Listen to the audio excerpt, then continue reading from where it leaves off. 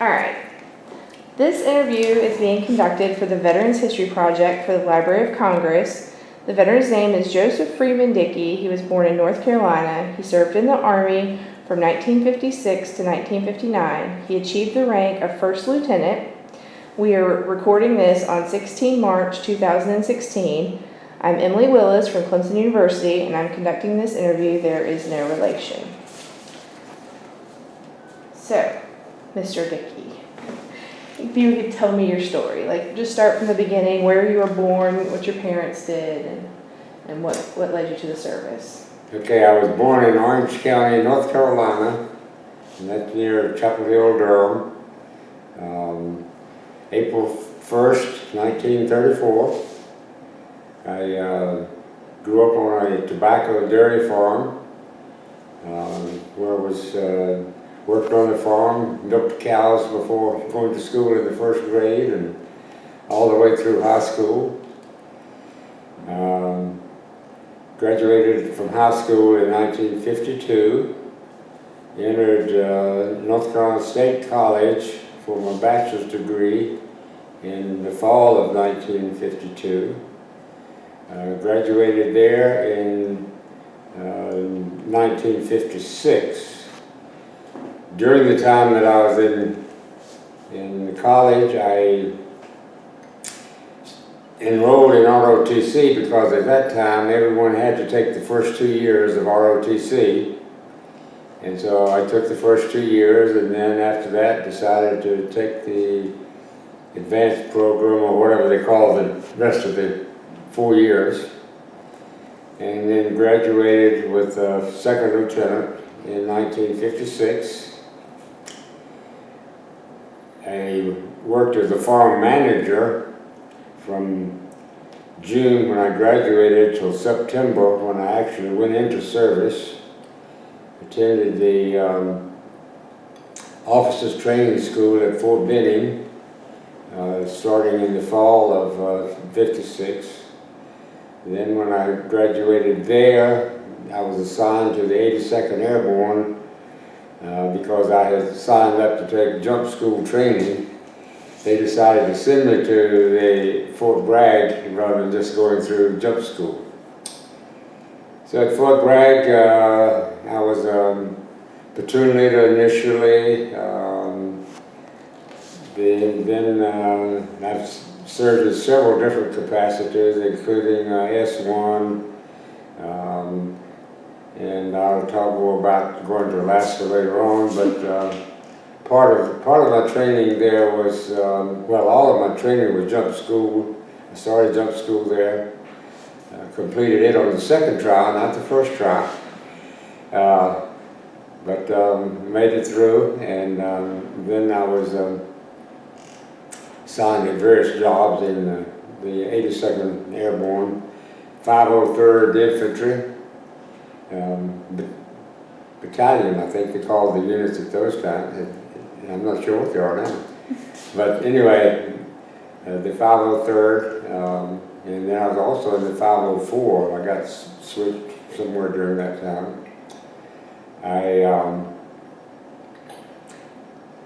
When I graduated from jump school, then I was, as I say, in various assignments, including assistant S1, where I was the officer in charge of the court things for people who weren't doing well in the Army and needed some way to get out. But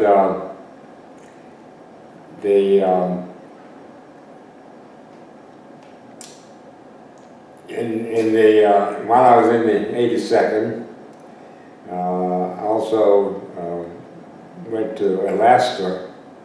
The whole unit went to Alaska for cold weather training in late December of 1958, and we returned in March of 1959 to Fort Bragg. We were in Alaska for cold weather training. One of our times when during maneuvers the temperature got down to minus 34 degrees. And that was an unusual sort of an event. Sleeping, cutting off pond boughs and putting them on top of the snow, and then putting the sleeping bags on top of the pond boughs. So we had really had cold weather training while we were there. We went everywhere we went. We were moving either on snow skis, snowshoes, or cross-country skis. I remember one time when we were on maneuvers at night, and it wasn't really too dark of a night, but it was light enough to be able to see. But we were maneuvering through the trees and so forth, and I guess I must have dozed off temporarily because all of a sudden I was about to hit a tree. And so that was sort of surprising, but nothing happened there. All of my experiences were enjoyable. I enjoyed the military. I didn't want to stay, but it was fun while I was there. I mean, not fun, but it was part of the job, so that's what we did. And then during the time I was at Fort Bragg, I was in an usher in a wedding and met my future wife. She was a bridesmaid in the wedding there on post. And so when I was about to get out of the service, we got married, and then I went back to school after I was discharged in September of 1959, yeah. And we were married in August of '59. So I was only in service for a couple of days after we were married. But then I started back to graduate school. I did my master's degree at North Carolina State, where I had also done my bachelor's degree. And then after I finished that, I did a PhD at Penn State. I came to Clemson University on the faculty as an instructor in the Animal Vet Science Department, teaching reproductive physiology and endocrinology. Also a course in electron microscopy for graduate students, and numerous other courses. But spent 29 years on the faculty at Clemson. Retired from there in June 30th of 1994, and started a financial services business, financial advising business, in July of 1994. And then our son, who had finished college and was working for General Electric, joined me in the business a couple of years later. And so now he runs the office, and I get to check in occasionally. Must be an enjoyable retirement. Did you enlist or were you drafted? I enlisted in that when I graduated from NC State with my bachelor's, I had a commission. So I had volunteered for the advanced part of the ROTC, so I guess you could say I enlisted. And why did you choose the Army over the other branches of the military? Well, I really didn't choose the Army. That was I got it by default. When I was taking ROTC, I actually had tried to get into the Air Force ROTC, which my roommate was in the Air Force ROTC, so I tried to get in there, but because I had my left eye, my right eye rather, is I have a problem with it and very poor vision in that right eye, so I didn't qualify to get into the Air Force ROTC. Oh. But did you choose the infantry, or was that just given to you? That was just given to me upon graduation. Lucky. Would you have rather done something else, like engineering or? I don't know. I guess I had sort of considered artillery at one time, but not really. I mean, it didn't really make. Didn't really matter. difference. All right. Do you recall any of your instructors? No, not. No? No. In the Army, no. In fact, it's been 57 years now since I got out. So the ones that I would have remembered, I have long forgotten, I guess. How did you adapt to military life? Like the physical regimen, the barracks, the food, the social life? That wasn't too bad. Having grown up on the farm, I had gotten used to taking things as they came. And so it didn't really bother me that much, or, it was, I accepted it as part of my duties and moved on. All right. No need to fight it. You had enough planning to fight it otherwise. Were you disappointed that you didn't see any wartime service, or did you feel lucky that you didn't have to? No, I wasn't anxious to see any wartime. I guess you could say I was very fortunate that I didn't have to. As I was about to get out, I had received orders to, as I was thinking about getting out, I received orders to go to Korea, and that was in '59. It was after the Korean War, so even though that was supposedly peacetime, it was still a rather undesirable duty. So that helped convince me it was time to get out. Yeah. And your wife, she was okay with that? She would rather you stay home? Yeah. How did your wartime, or how did your military experience help affect your life? Like, what lessons did you take from your military experience on into what you did after? Well, certainly the discipline that you get in the service is different than I think you see anywhere else in life. Maybe there are other organizations that have some discipline similar, but the discipline there is the big, I think, a big factor in terms of just keeping your life organized and understanding that you need to be a part of a team, that you are a part of a team, you need to be a part of a team, and that in order to be effective, you have to be a part of a team. Whereas a lot of other places, you're more or less taught to be completely independent and not dependent upon anybody else for anything. Yeah. Was your college experience before the military much different than your college experience afterwards? Like, did the military experience change you to where college was different? I suspect that my ability to concentrate and discipline myself in graduate school was considerably different from what it was as an undergraduate. Yeah, I've noticed time management is my thing. I know how to do that now. Right. Other than that, what are some lessons that you learned from the military?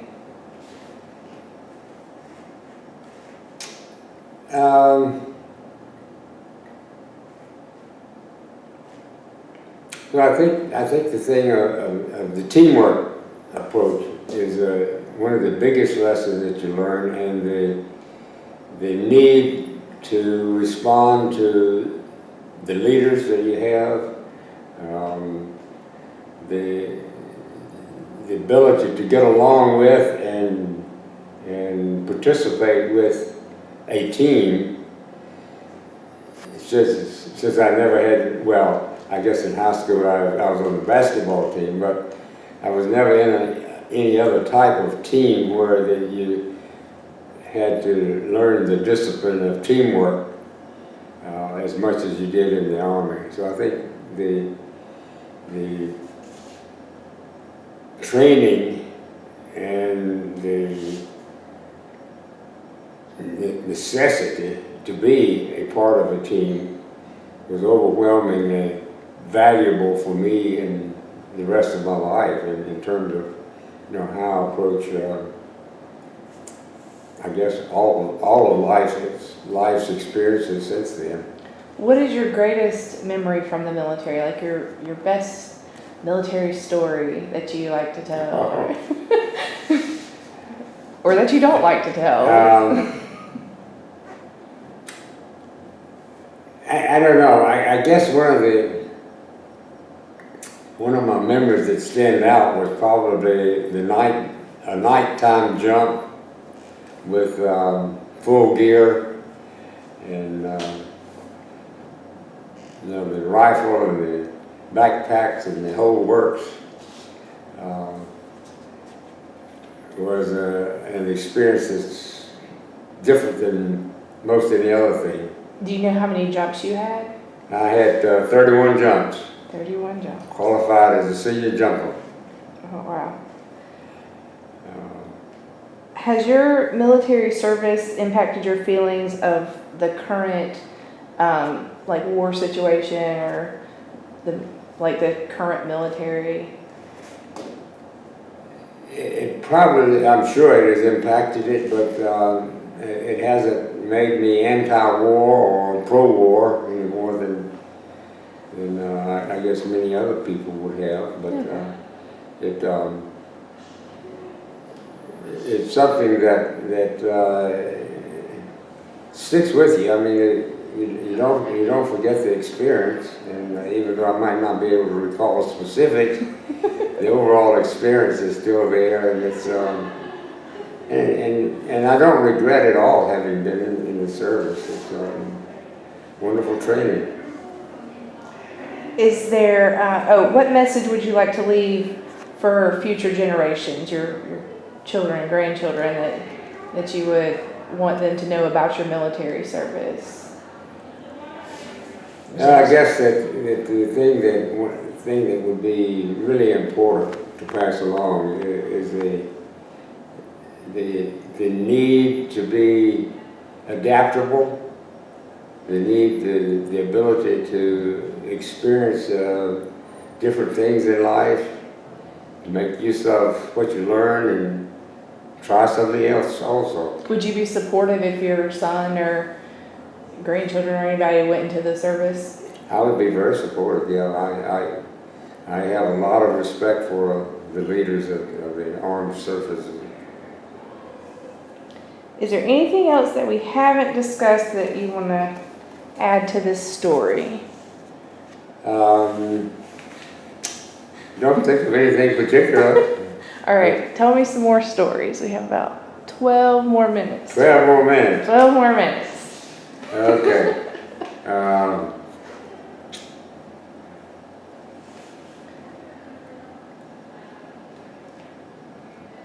Yeah, I could say, I could add that during my last 6 months of service, I was cadre at the jump school, and which meant that I had to get out and help lead the runs early in the morning. And Were you good at PT? Were you? Pretty good. I was pretty good. I still got my old manual, the daily dozen. That was always an interesting part of the training was, you know, as a group we did exercises. I don't know how often. I think each morning, but whether it was every day or several times a week or whatever, I don't remember exactly. But we did, you know, what the Army at that time called the daily dozen, which was a pretty good workout. Do you still do it? I still do some.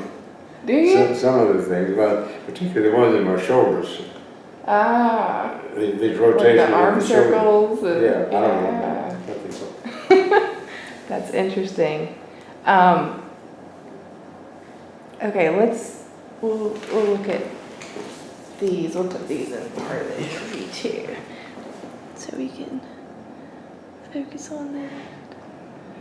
All right. It's a picture.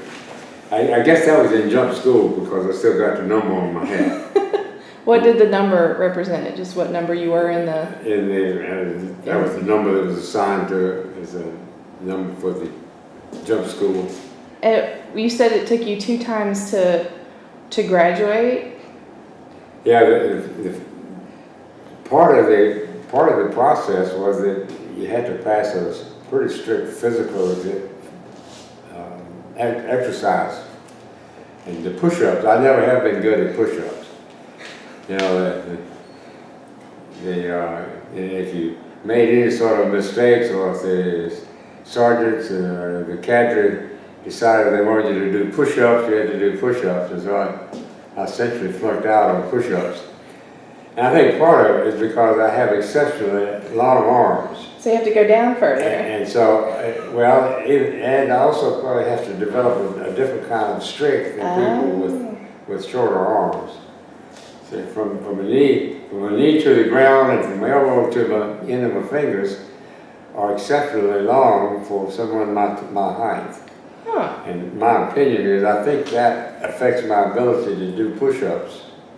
Maybe not just exercising enough, but I'm sure you got enough push-ups in though during training. They had me doing enough push-ups that I finally made it. And that was the only thing that held you back the first time? That was the thing that held me back, was just that I couldn't do the push-ups. So when you were the cadre in the last 6 months of your service, were you the one grading the PT test for everybody else? Right. And did you be like, no, you're not? No, I probably wasn't as mean as some of them, but no, it really didn't make that much difference. But what was I was thinking about? It just skipped me out of it. At what point did you get promoted? When did you go from a second lieutenant to a first lieutenant? After 18 months. Just automatic promotion? It was pretty much an automatic if you didn't do something to get some demerits somewhere along the way.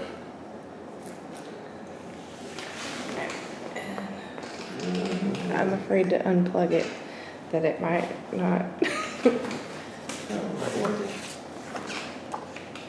Were you thinking of something else? Yeah, I had a story came to mind when we were talking together that I was going to relate, but I can't think of it now.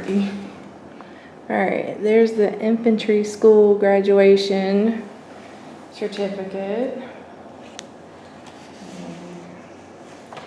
Yeah, you have to read that point. Beautiful streamer, open for me. Blue skies above, no canopy. That's it. Counted to 10, waited too long, reached for the ripcord, damn thing was gone.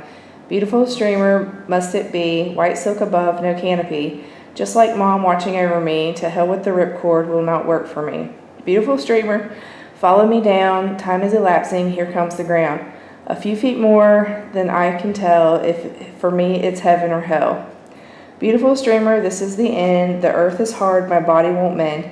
So all you jump happy, sons of a gun, this is my last warning, this jumping's no fun. Oh wow. There was a tune to that, I don't remember what it was. You know, streamers, when the chute doesn't open.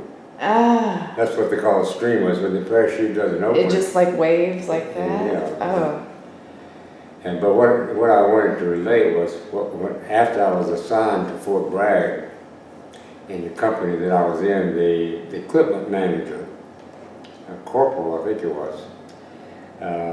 was in jump school, or was up for a jump, I'm not sure what he may have already finished jump school.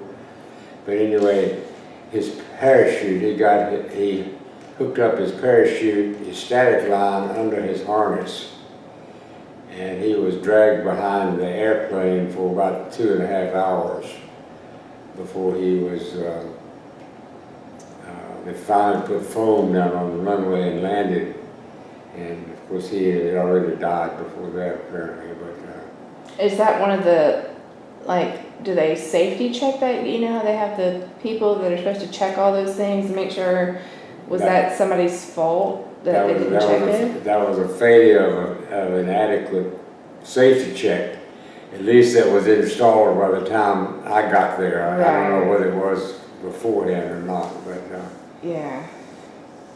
yeah, that was a tragic event. There are dangers. And then another tragic event that happened with the 101st Airborne Division in Kentucky, I think it was that on the jump that a windstorm sort of came up after the jump started, and as they were landing, several of them got dragged by the chute before they could get it collapsed. Were they okay? And a couple of those died too Oh, no. in the process. It is dangerous. So there were Yeah. some hazards involved, as with all of the training. Were you ever scared when you were jumping? Well, the first 5 jumps, you just automatically do what you've been trained, and then after that you start thinking about it. Like something could go wrong. Yeah, you think about it. Yeah. But I guess you think about any of it if you. But you're also younger, and you're like, Yeah. Yeah. Would you do it again? I don't regret having done it, so I mean I wouldn't do it now. You of wouldn't course, just but- go jump out of a plane now? All right, we'll do your parachute qualification card here. Put that on video. I guess that's an ROTC picture. 1955. Oh, look at you. Oh. And how old were you then? I would have been, in 56, I would have been 18. Oh, wow. Oh, so you did, right after college. Huh.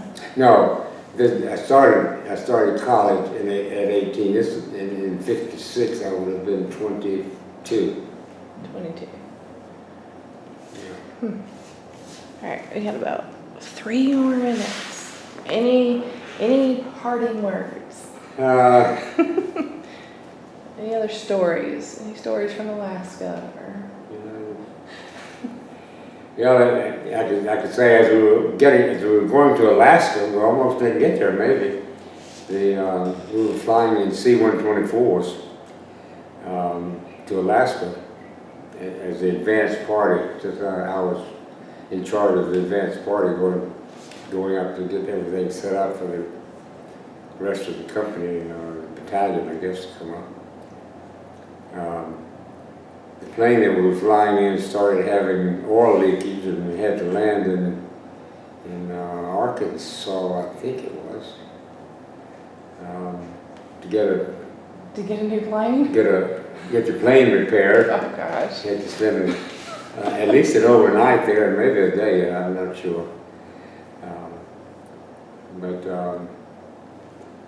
we made an interesting weather fact was there that the night that we landed in Arkansas, wherever it was in Arkansas, it was colder there than it was in Alaska that particular night. Day.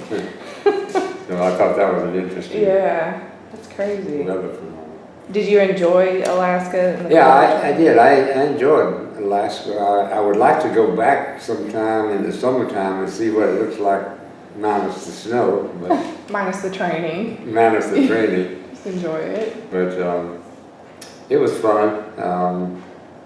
I appreciate the opportunity of having been able to do that. We got 1 more minute, so we'll close. I'll say thank you, Mr. Joe, for letting me interview you and tell me your stories about service.